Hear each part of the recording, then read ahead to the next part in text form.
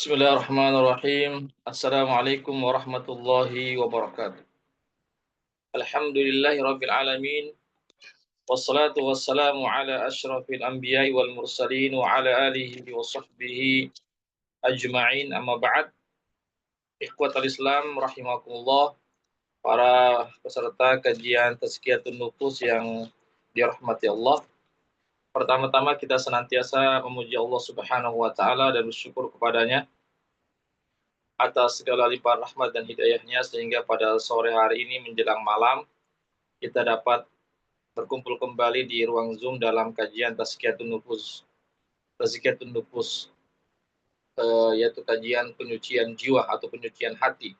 Selawat dan salam senantiasa tercurahkan kepada junjungan kita Nabiullah Muhammad SAW beserta keluarga dan para sahabatnya, para pengikutnya yang tetap setia berpegang teguh kepada sunnah-sunnah beliau dan para sahabatnya hingga hari kiamat kelak. Amin ya rabbal alamin.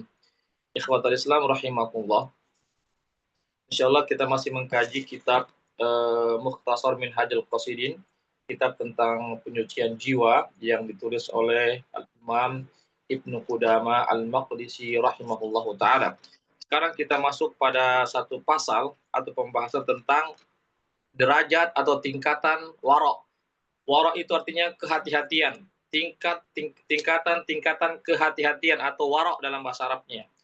Dalam kitab ini disebutkan bahwasanya wara' itu memiliki 4 tingkatan.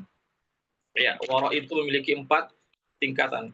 Tingkatan yang pertama, ya, ini tingkatan yang paling rendah, yaitu meninggalkan semua yang telah dinyatakan dalam syariat diharamkan.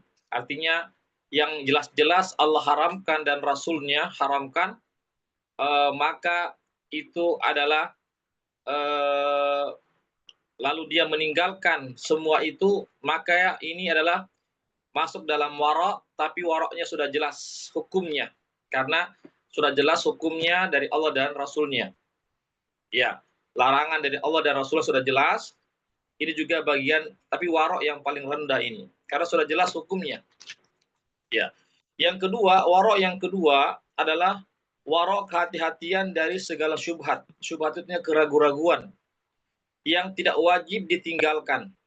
Ya, sebenarnya tidak wajib ditinggalkan, tetapi disunnahkan, dianjurkan untuk ditinggalkan. Ya, jadi syubhat-syubhat yang tidak wajib ditinggalkan, tapi disunnahkan atau dianjurkan untuk ditinggalkan. Ini namanya wara' yang kedua atau yang lebih tinggi dari yang pertama. Ya, sebagaimana yang disebutkan dalam hadis Rasulullah SAW, da' ma yaribuka ila ma la yaribuka. Ya, hadis sahih. Nabi mengatakan, tinggalkanlah apa yang ragu-ragu pada kalian dan kerjakanlah apa-apa yang tidak ragu bagi kalian. Iya. Di sini bahwasanya meninggalkan syubhat ini sebenarnya adalah tidak wajib, tetapi dianjurkan untuk ditinggalkan karena ada keraguan-raguan. Yang ketiga adalah wara' yang ketiga yang lebih tinggi daripada yang kedua adalah wara' kehati-hatian dengan meninggalkan sebagian perkara-perkara yang halal, perkara-perkara yang dibolehkan tapi kita tinggalkan karena khawatir kita jatuh kepada sesuatu yang diharamkan. Sebenarnya hal-hal itu dihalalkan, tapi karena kita wara' terhadap sebagian yang dihalalkan itu karena khawatir kita terjerumus kepada perbuatan yang diharamkan. Ini tingkatan yang ketiga. Tingkatan yang paling tinggi adalah wara' ya, atau kehati-hatian dengan meninggalkan semua apa yang tidak ada pahalanya, ya, yang tidak ada pahalanya.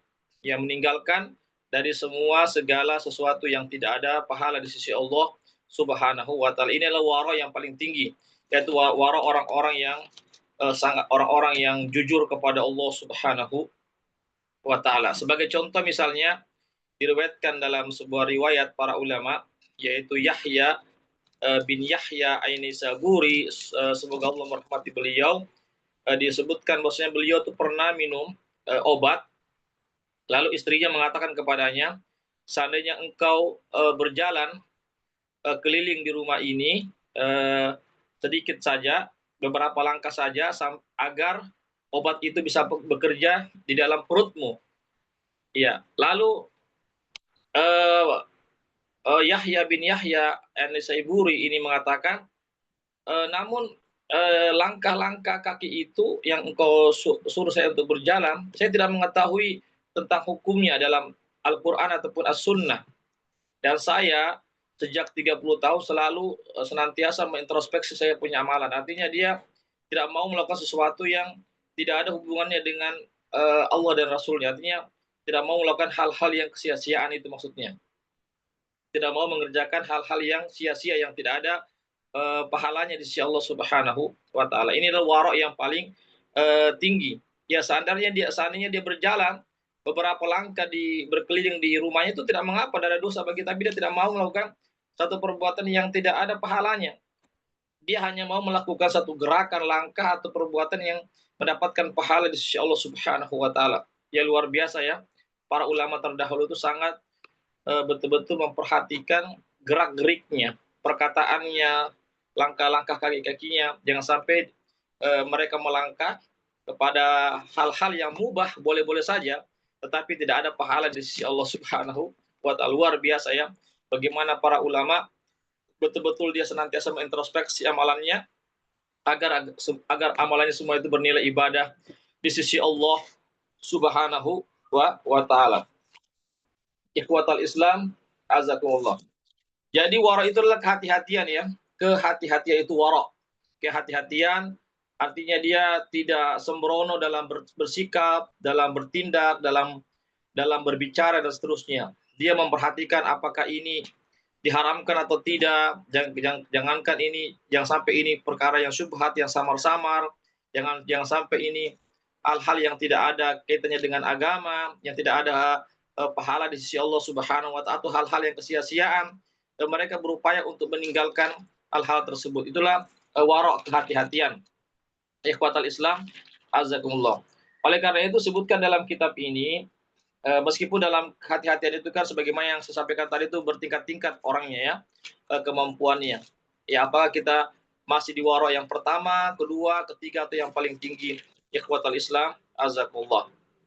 Jadi jika seseorang itu sangat hati-hati dalam hidupnya, ya artinya dalam mengarungi hidup dan kehidupan ini dia hati-hati dalam bertindak, dalam berucap, dalam beramal, dalam berbuat dan seterusnya, maka dia selalu introspeksi dirinya, selalu menghitung-hitung, jangan sampai dia melakukan hal-hal dosa atau melakukan hal-hal yang mendatangkan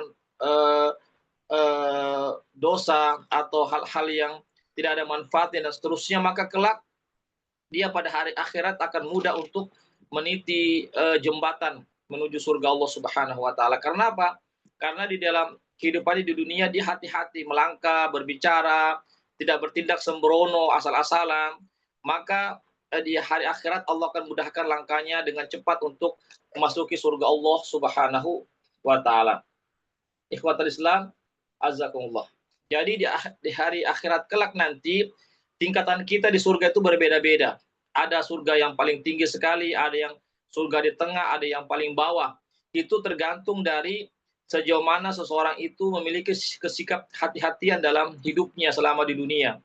Ya, orang yang memiliki sikap kehati-hatian al-wara terhadap perkara-perkara yang syubha atau perkara-perkara yang haram atau perkara-perkara yang tidak ada hubungannya dengan agama, maka dia akan mendapatkan tempat di surga yang paling tinggi tentunya.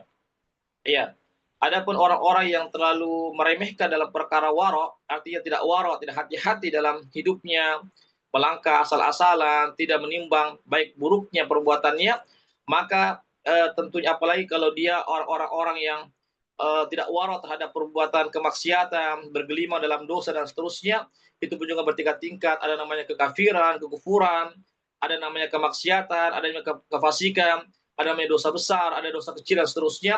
Itu pun juga bertingkat-tingkat kedudukan seseorang nanti di mana di neraka Allah Subhanahu wa taala. Sebagaimana di surga orang berbeda-beda tingkatannya, ada yang tinggi, ada yang sedang, ada yang rendah.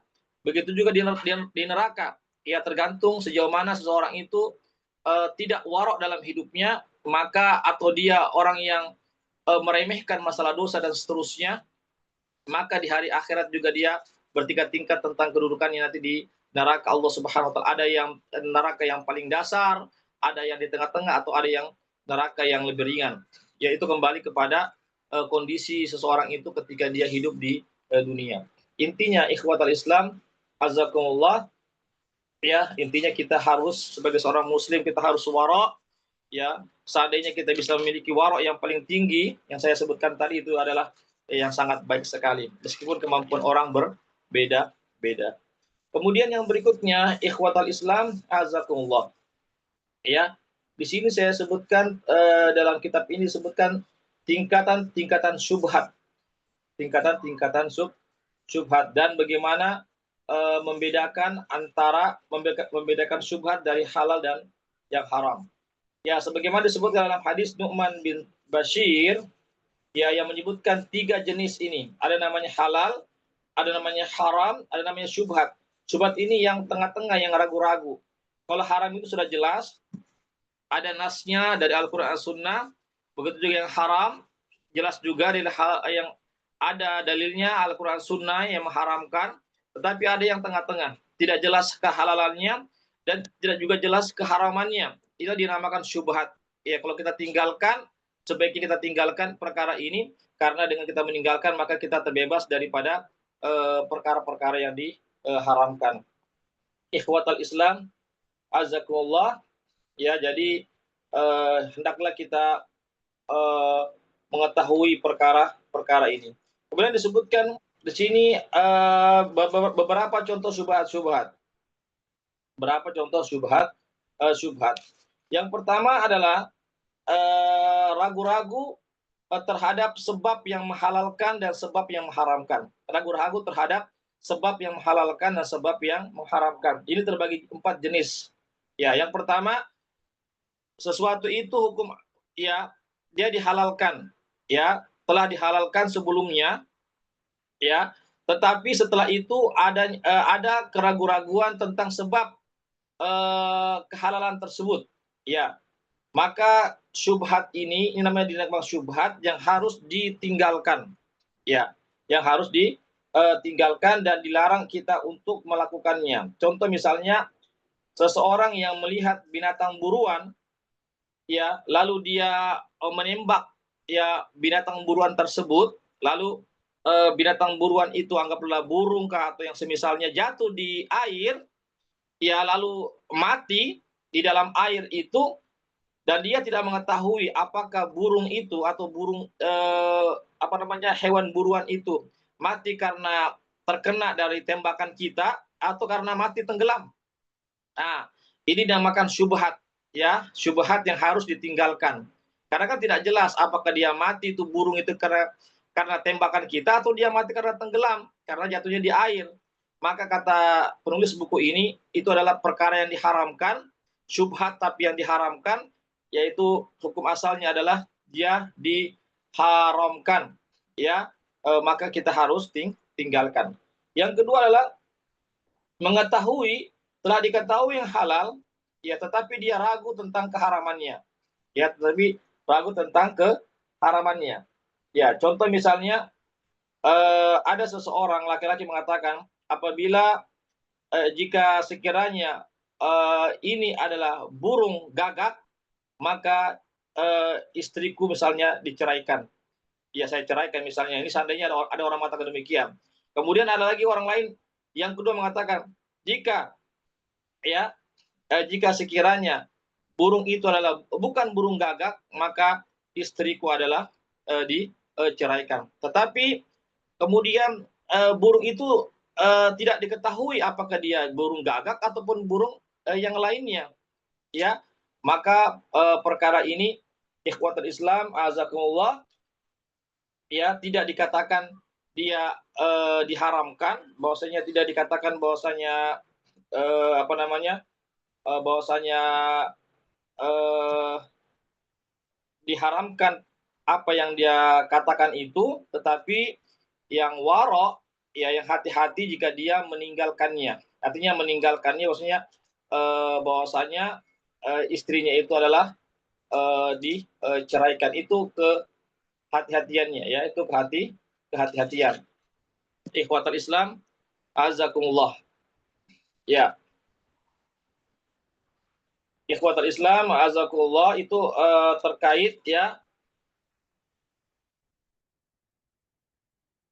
Ya, maksud saya di sini adalah maka hendaklah dia tidak menceraikan istrinya. Kenapa? Karena ini keraguan-raguan, adanya keraguan-raguan antara apakah itu burung gagak atau bukan. Ya, maka perkataannya seandainya inilah burung gagak maka cerai istriku, maka ini adalah keraguan-raguan sehingga perkataannya itu dipilih bahwasanya dia harus meninggalkan keraguan-raguan itu ya, dan istrinya tidak diceraikan. Ya, ikhwatul Islam, azakumullah. Ya, kemudian yang berikutnya, ya yang ketiga adalah tentang macam-macam syubhat atau contoh-contoh syubhat, yaitu hukum asalnya adalah diharamkan, lalu muncul setelahnya itu sesuatu yang mewajibkan dihalalkannya karena persangkaan yang kuat, ya. Meskipun itu ragu-ragu, tetapi hukum asalnya atau pada umumnya adalah dihalalkan. Sebagai contoh misalnya seseorang yang memburu sebuah buruan, binatang buruan, lalu binatang buruan itu menghilang darinya. Kemudian setelah itu dia mendapati binatang buruan itu sudah mati, ya. Namun tidak ada tanda-tanda dari tembakannya itu kecuali tembakan dari panahnya itu atau tombaknya itu misalnya, ya. Tidak ada bekas dari tembakan orang lain atau hasil panah orang lain, ya. Maka secara zahir ini dihalalkan. Ini dihalalkan. Ya, ikhwatul Islam, azakumullah, ini dihalalkan. Kenapa?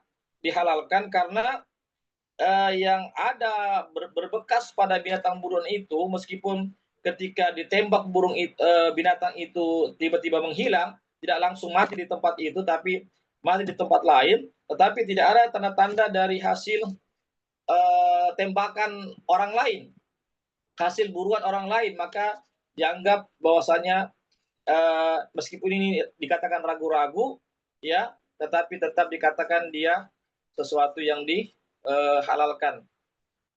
Ikhwatal Islam, azakumullah. Kemudian yang keempat, ya, ikhwatal Islam, azakumullah, sesuatu itu ya adalah halal, ya, akan tetapi adanya sangkaan yang kuat, ya, adanya sesuatu yang haram, ya, maka ketika itu dia wajib untuk untuk meninggalkannya. Contoh misalnya, ya dia meyakini bahwasanya ada najis salah satu dari dua bejananya itu, ya, karena dia bertumpu pada tanda yang ada, ya, yang dia yakin bahwasanya salah satunya itu ada yang terkena najis dari bejananya itu. Maka ketika itu dia wajib untuk tidak meminum dari salah satu bejana yang ada yang terkena najis itu. Kenapa? Karena dia yakin bahwasanya salah satunya itu ada yang terkena. Ya, meskipun dia tidak bisa membedakan mana yang terkena najis, maka wajib dia tinggalkan untuk menggunakan air yang ada di bejana tersebut. Ya.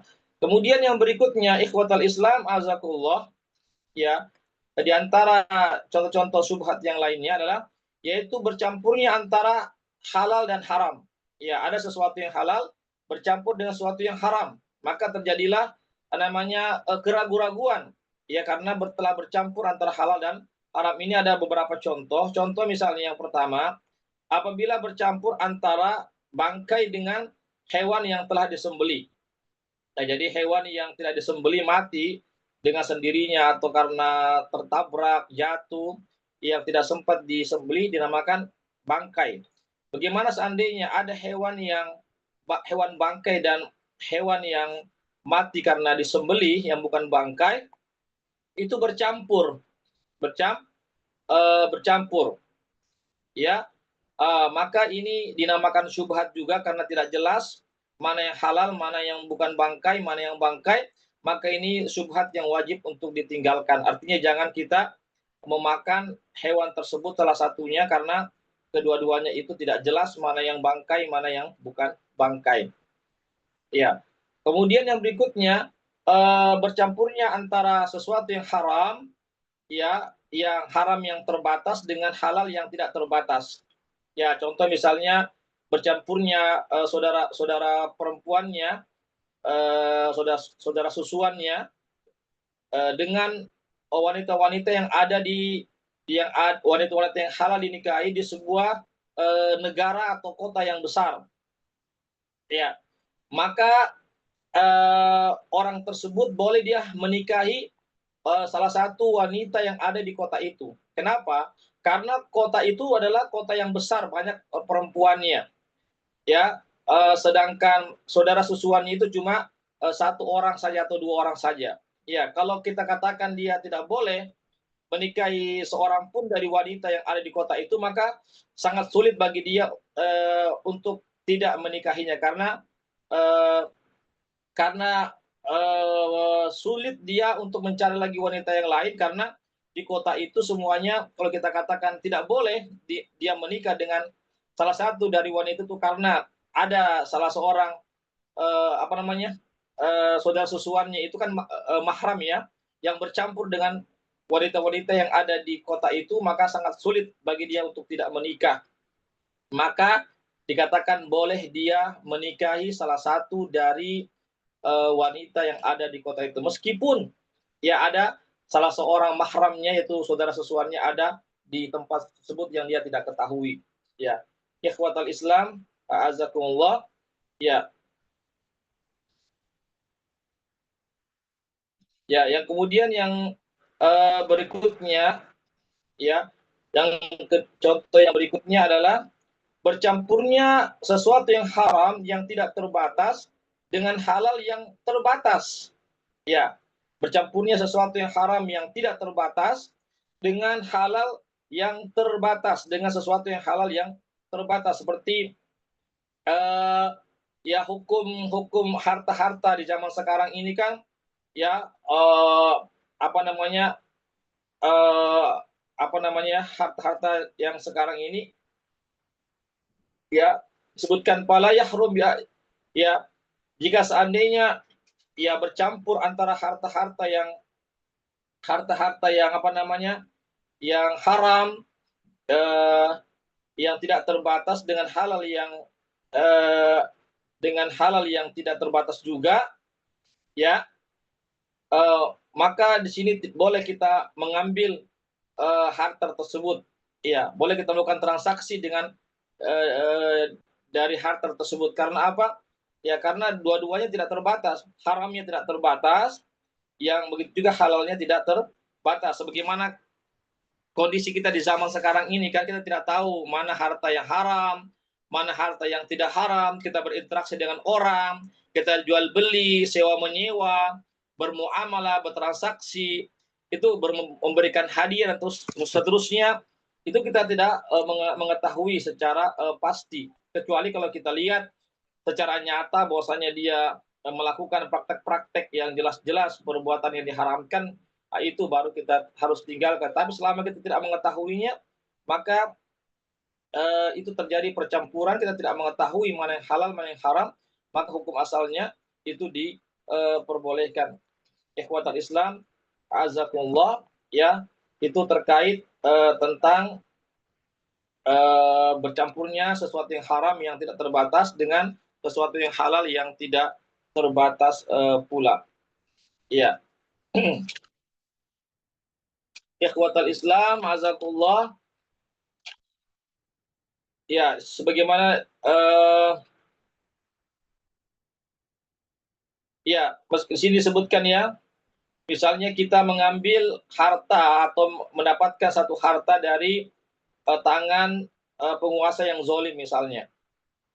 Ya, tapi kita tidak mengetahui ada tanda-tanda di situ. Harta itu betul-betul harta yang zolim yang kita dapatkan. Dari harta yang zolim yang kita dapatkan. Tapi kita mengetahui bahwasanya itulah penguasa yang zolim. Tapi adapun harta yang kita terima itu, kita tidak mengetahui apakah betul diambil dari harta yang zolim atau tidak.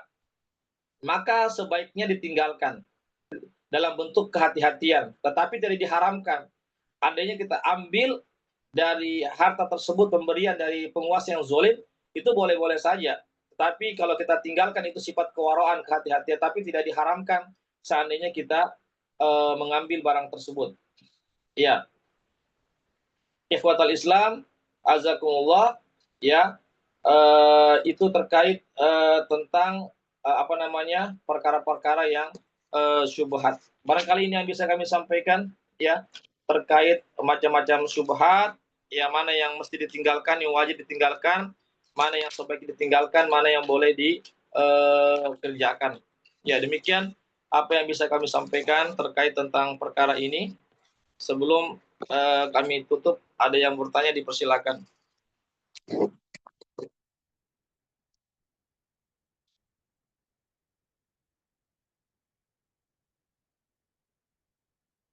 Baik, kalau tidak ada, kita cukupkan sampai di sini. Mudah-mudahan ada manfaatnya bagi kita semuanya.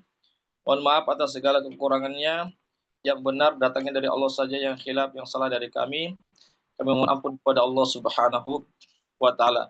Demikianlah, insyaallah kita akan bertemu kembali di ruang Zoom pada kajian tafsir sebentar malam, jam 9 malam sampai jam 10. Demikianlah, kami undur diri. Kami ucapkan jazakumullah khairan katsiran kepada para peserta, dan kami juga mengucapkan jazakumullah khairan kepada para donatur semuanya. Demikianlah kami akhiri dengan membaca doa penutup majelis. Subhanakallahumma bihamdik, asyhadu an la ilaha illa anta, astaghfiruka wa atubu ilaik. Wassalamualaikum warahmatullahi wabarakatuh.